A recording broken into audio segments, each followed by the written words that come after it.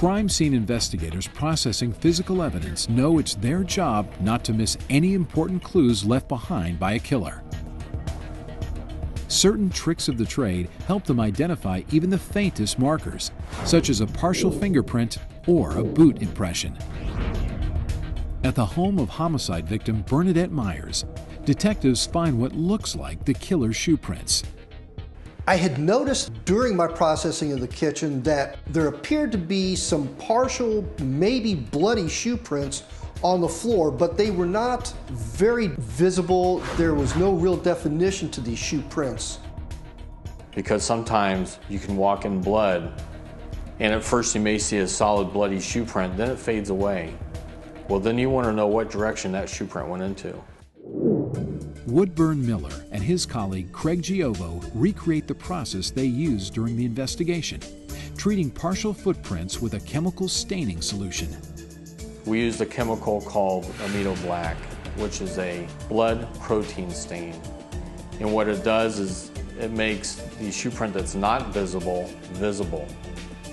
Amido Black is a synthetic acid dye with unique and very useful properties.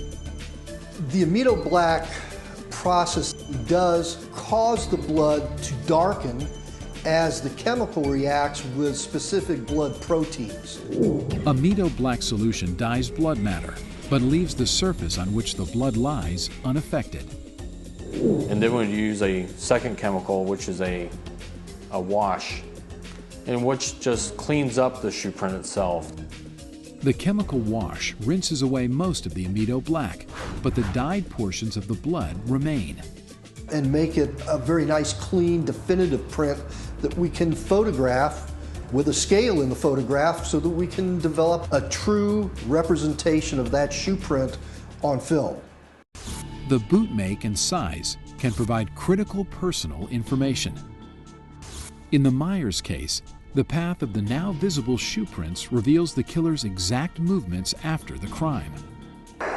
When looking at the direction the shoe print was going into the living room, I observed what appeared to be bloodstains on the couch. It appeared to me that the suspect may have been looking out the front window through the blinds to see if anybody was around, or maybe have heard him, and then walked back. These cautious movements provide investigators with a profile on their killer, a careful, calculating, and seasoned burglar. When the perpetrator is eventually caught, he matches the profile perfectly, a small-time crook who'd already spent many years behind bars.